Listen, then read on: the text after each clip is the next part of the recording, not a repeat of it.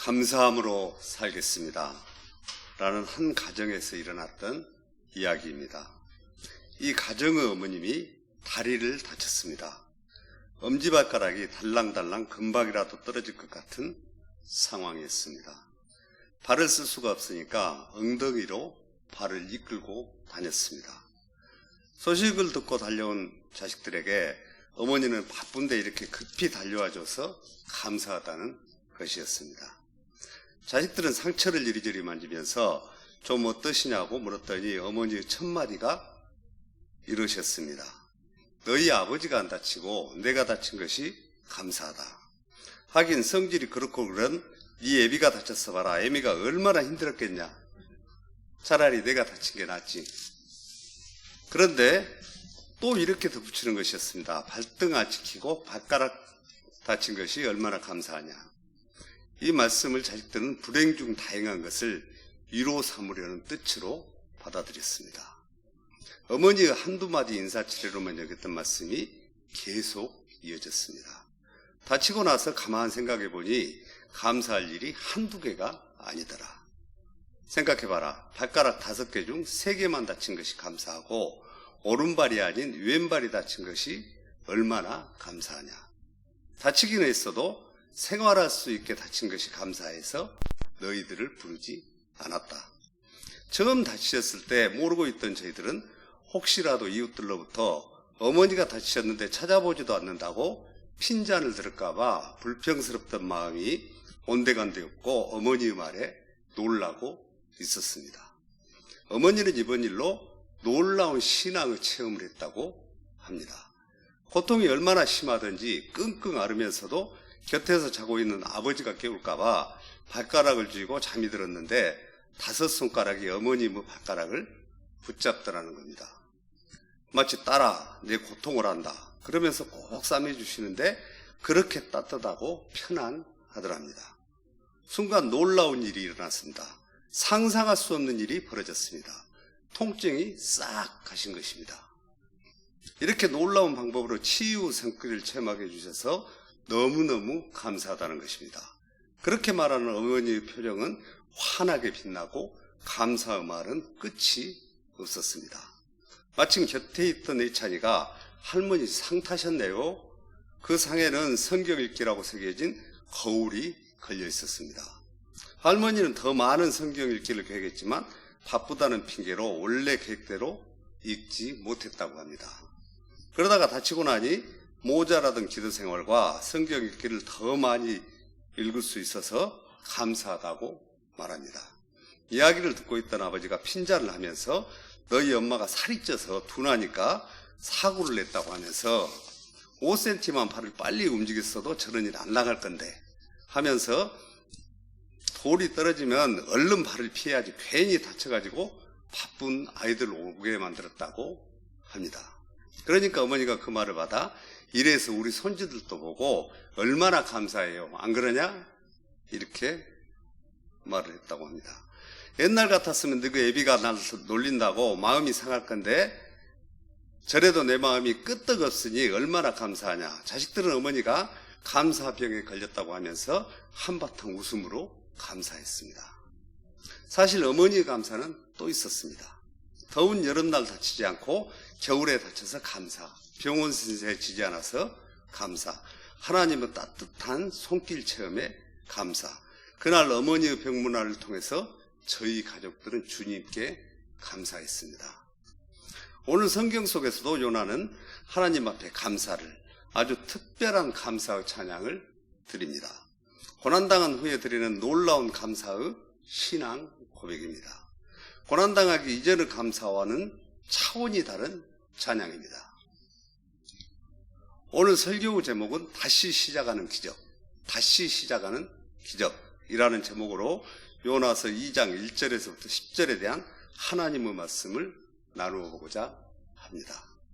요나서 2장 1절에 요나가 물고기 뱃속에서 그 하나님 여호와께 기도하여 요나는 물고기 뱃속에서 가장 먼저 하나님 여호와를 바라보는 일을 시작했습니다. 1장에서 요나는 하나님으로부터 얼굴을 피하여 도망하고 있었습니다. 그는 하나님을 등지고 있었던 것입니다. 그러나 물고기 뱃속에서 요나는 여호와 하나님을 생각하기 시작합니다. 이제 그 얼굴은 하나님만 바라보길 원합니다. 비로소 요나는 하나님을 향한 새로운 삶의 자세를 갖기로 결심했습니다. 성도 여러분, 기억하십시오. 주님께서 언제나 우리들을 사랑하신다는 사실을 알아야 합니다. 그럼에도 불구하고 우리가 때로는 하나님으로부터 피하여 불순종하기도 합니다. 그리고 우리가 당연히 해야 할 사명을 감당하고 있지는 않으신지요. 그렇다면 하나님께서는 오늘을 살아가는 우리에게 물고기를 예비하고 계시다는 사실을 기억하시기 바랍니다. 그 물고기는 내 가정의 풍랑일 수도 있고 내가 감당해야 할 육체적인 질병일 수도 있을 것입니다.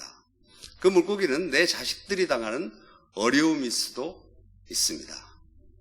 또한 습하고 캄캄한 물고기 뱃속에서 하나님은 나로 하여금 마땅히 배워야 할 교훈을 알게 하십니다. 첫째, 고난의 깊은 의미를 다시 돌아보기 시작하는 기적입니다. 고난의 깊은 의미를 다시 돌아보기 시작하는 기적입니다. 요나서 2장 2절에 이르되 내가 받는 고난으로 말미암아 여호와께 불러 아뢰었더니 주께서 내게 대답하셨고 내가 스오르 뱃속에서 부르짖었더니 주께서 내 음성을 들으셨나이다. 고난의 의미를 깨닫는 것은 기적이며 축복입니다. 물고기 뱃속에서든 풀무 속에서든 돌아보는 것은 축복입니다. 나는 지금까지의 삶을 어떻게 살아왔는가? 그 의미를 예수 그리스도 안에서 알 수 있다면 그것이 성숙이요 축복이며 기적 그 자체입니다. 요나는 기도를 통해서 하나님의 구원을 기다렸습니다. 하지만 하나님은 응답이 없습니다. 그러자 요나는 내가 받는 고난을 인하여 고난에 대한 의미를 묵상하기 시작합니다.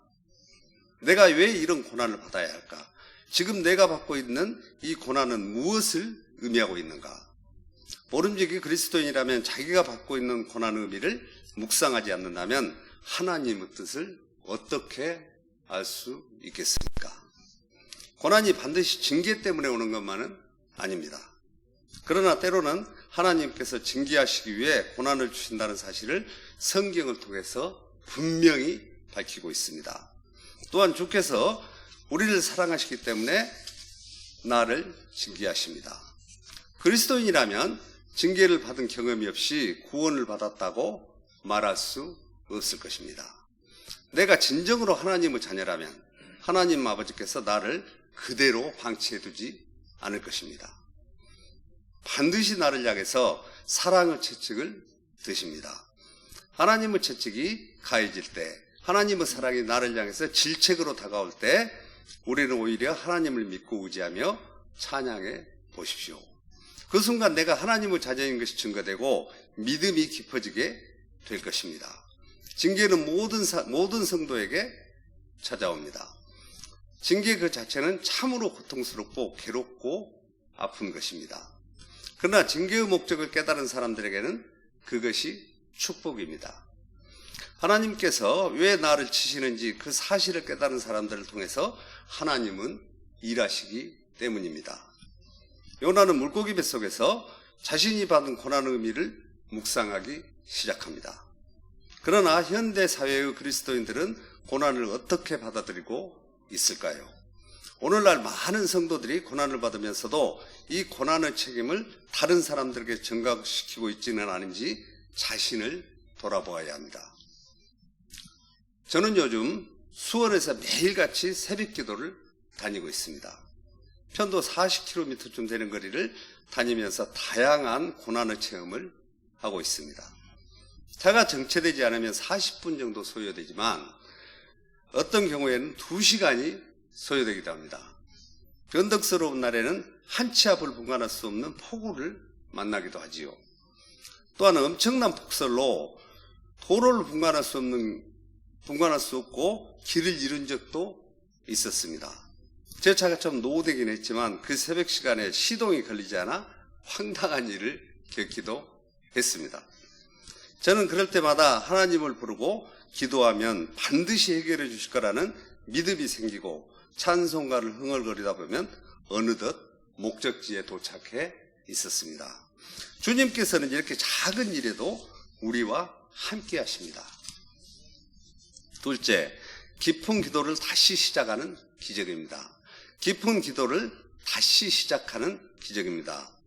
2절 후반부에 내가 스오르 뱃속에서 부르짖었더니 주께서 내 음성을 들으셨나이다.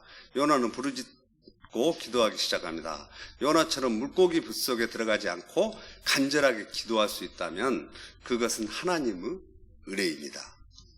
어려움에 봉착해 보지 않고 큰 풍랑에 떠밀려 보지 않고 사선의 끝자락에 서보지 않는다면 하나님을 향한 간절한 기도가 될 수 없을 것입니다.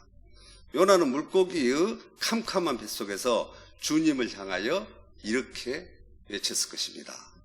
하나님, 제가 어리석었습니다. 지금까지 제가 왜 기도하지 않았을까요? 요나는 가슴을 치며 회개하고 하나님 앞에 자신을 내려놓았습니다. 저 아름다운 땅에서 저 좋은 환경에서 살면서 나는 왜 기도를 하지 않았을까? 삶과 죽음이 달려있는 간절한 기도, 절박한 부르짖음, 미사 여구가 필요 없는 원색적인 기도, 단문의 기도였습니다. 하나님 도와주시옵소서. 하나님 살려주세요. 하나님 한 번만 더 기회를 주세요. 이번만 단 한 번만 만회할 수 있는 기회를 주십시오.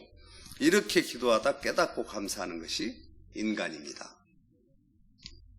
요나도 물고기 뱃속에서 기도를 배운 것에 감사했습니다. 이제 진실하게 하나님을 믿기 시작합니다. 모든 상황이 절망적일 때, 사망 선고를 받고 의사가 나에 대해서 최후 고개를 흔들 때에도 하나님을 믿어야 합니다. 아무리 어렵고 힘든 상황 속에서도 하나님이 내 곁에 계셔서 내 음성을 듣고 계시다는 사실은 큰 축복이 아닐 수 없습니다.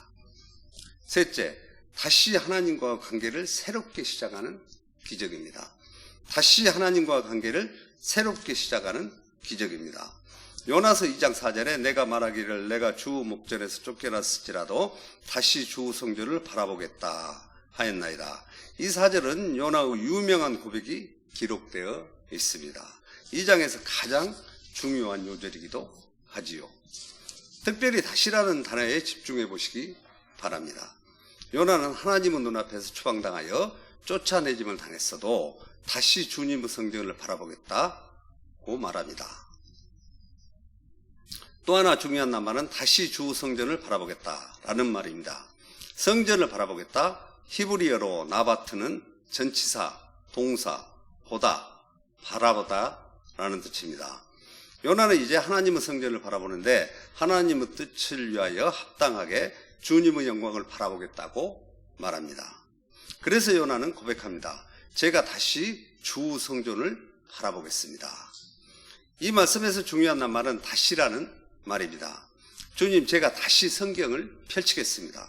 다시 엎드려 하나님을 섬기고 기도하겠습니다. 다시 예수 그리스도 복음을 증거하겠습니다. 요나는 지금까지 얼마 동안 하나님과 교제가 끊어져 있었다는 사실을 잘 알고 있었습니다. 요나는 다시 하나님을 바라보기 시작합니다. 다시 말하면 하나님과의 교제가 회복되었습니다. 죄인이 주님을 다시 바라보는 것은 자신의 힘으로 되지 않습니다. 하나님께서 은혜를 주셨기 때문에 가능한 일이지요. 그래서 요나는 이제라도 하나님을 바라볼 수 있게 되었습니다. 우리의 삶 속에 물질의 부와 권력의 보좌에 침몰해 보지 않는 사람은 기도의 중요성을 온몸으로 체감하지 못할 수도 있습니다. 그래서 고난을 모르고 풍요의 시대를 살아가는 현대인들은 기도의 절실함과 하나님과의 관계를 중요하게 생각하지 않는 경향이 있습니다. 회개하기 전에 요나와 같은 사람들이 얼마나 많이 있습니까? 우리가 경영하는 사업이 한순간에 풍비박산이 나기 전까지는 기도의 중요성을 느끼지 못합니다. 그러나 최후 순간에 이른다면 요나와 같이 고통과 아픔의 대가를 치르고 반드시 하나님 앞에 돌아오게 될 것입니다. 요나서 2장 7절에 내 영혼이 내 속에서 피곤할 때에 내가 여호와를 생각하였더니 내 기도가 주께 이르렀사오며 주 성전에 미치나이다. 요나는 자신의 영혼이 피곤할 때 여호와를 생각하였다고 말합니다. 우리는 편안할 때 하나님을 망각하고 자신의 생각대로 살아갑니다. 그러나 지금 우리가 처해 있는 곳이 어둡고 음습한 물고기 뱃속이라고 생각해 보십시오. 삶과 죽음이 오가는 이 절박한 상황에 내던져졌다고 상상해 보십시오. 또한 우리의 기도가 죽음 앞에서 목숨을 살려달라는 절박한 심정이라면 어떨 것 같습니까? 입술로만 하는 기도에 유용하지 못한 수식어가 떨어져 나갈 것입니다. 요나는 물고기 뱃속에서 기도할 때 전능하시고 무소부재하시고 높은 보좌 위에서라는 말로 기도하지 않았습니다. 그리고 요나는 물고기 뱃속에서 하나님만을 생각하고 성전에서의 신앙생활을 돌아보고 주님의 말씀을 붙들고 기도하기 시작합니다. 그는 원래부터 하나님 은혜를 잘 알고 있는 선지자였습니다. 그토록 자기의식 속에서 하나님을 피해 달아나려 했던 요나가 죽음이 엄습해오는 칠흑같이 어두운 물고기 뱃속에서 변화되기 시작합니다. 넷째, 또다시 살아계신 하나님께 감사 찬송하기를 시작하는 기적입니다. 또다시 살아계신 하나님께 감사 찬송하기를 시작하는 기적입니다. 요나서 2장 9절에 나는 감사하는 목소리로 주께 제사를 드리며 나의 서원을 주께 갚겠나이다. 구원은 여호와께 속하였나이다. 그러나 영원히 공고할 때에 여호와 하나님을 생각하게 되었고 응답을 받은 후에 감사함으로 주님께 제사를 드리고 서원의 고백을 합니다. 감사하는 목소리, 감사라는 단어는 토다로 여성 명사이며 하나님께 드리는 감사의 제물을 의미하고 이것은 송축, 찬양을 의미합니다. 감사 찬양이요 하나님을 향해서 축복하는 찬양입니다. 유일하게 피조물인 인간이 창조주 하나님을 축복하는 찬양입니다. 요나가 물고기 뱃속에 들어가기 전 하나님의 시선을 피하여 살아갈 때는 감사의 언어가 없었습니다. 자기 마음대로 삶을 누릴 수 있었던 상황 속에서 감사의 언어를 잊어버리고 살았던 것입니다. 그런데 어둡고 춥고 캄캄한 물고기 뱃속에서 요나는 감사의 언어를 찾고 깨달았습니다. 그래서 감사의 노래를 부르기 시작했습니다. 왜 감사했을까요? 주께 제사를 드리며 나의 소원을 주께 갚겠나이다. 구원은 여호와께로 말미암나이다. 2절의 말씀을 다시 한번 보겠습니다. 이르되 내가 받는 고난으로 말미암아 여호와께 불러 아뢰었더니 여호와께서 내게 대답하셨고 내가 수어로 뱃속에서 부르짖었더니 주께서 내 음성을 들으셨나이다. 성경 속에서 요나는 주께서 자신의 음성을 듣고 구원의 사실을 확신했습니다. 기도에 응답하셨다는 사실을 확신했기 때문입니다. 요나가 비록 하나님께 불순종하고 목전에서 쫓겨났지만 하나님 은혜를 입은 선지자였던 것입니다. 요나는 기도 의미를 잘 알고 있는 신앙인이었습니다. 그래서 믿음으로 기도할 때 그 기도에 대한 응답이 이미 이루어진 것으로 확신하고 간절한 마음으로 주님을 찾고 부르짖는 기도를 했습니다. 요나는 응답을 이미 받아냈습니다. 그리고 그 기도 속에서 주님께 받은 교훈으로 인하여 나를 구원하셨다는 사실을 확신했기 때문에 요나는 하나님께 감사할 수 있었습니다. 요나는 물고기 뱃속에서 감사를 배웠습니다. 그렇다면 이 물고기는 얼마나 감사하고 유대한 교훈을 주고 있습니까? 하나님께서는 고난을 통해서 물고기의 뱃속을 통해서도 우리에게 깨달음을 주시고 놀랍고 위대한 삶의 자리를 마련해 주시는 주님이십니다. 여기에서 우리는 꼭 배워야 될 것이 있습니다. 하나님을 믿는 사람과 믿지 않는 사람은 감사의 차원이 달라야 합니다. 일이 잘 될 때 감사는 누구나 할 수 있습니다. 사업이 번창할 때, 자녀가 잘 될 때, 건강하고 축복이 넘칠 때 누구나 감사하고 불신자들도 감사합니다. 그러나 하나님을 믿는 사람들의 감사는 달라야 합니다. 물고기 뱃속에서도 감사, 고난과 역경 중에도 감사, 자녀가 속을 썩혀도 감사, 시험이 어려워도 감사, 많은 노예를 받고 궁지에 몰려도 감사, 이 같은 감사의 회복이 중요합니다. 신앙의 시작, 과정, 끝이 감사입니다. 이제 말씀 결론을 맺겠습니다. 오늘 다시 시작하는 기적을 4가지로 주님의 말씀을 전했습니다.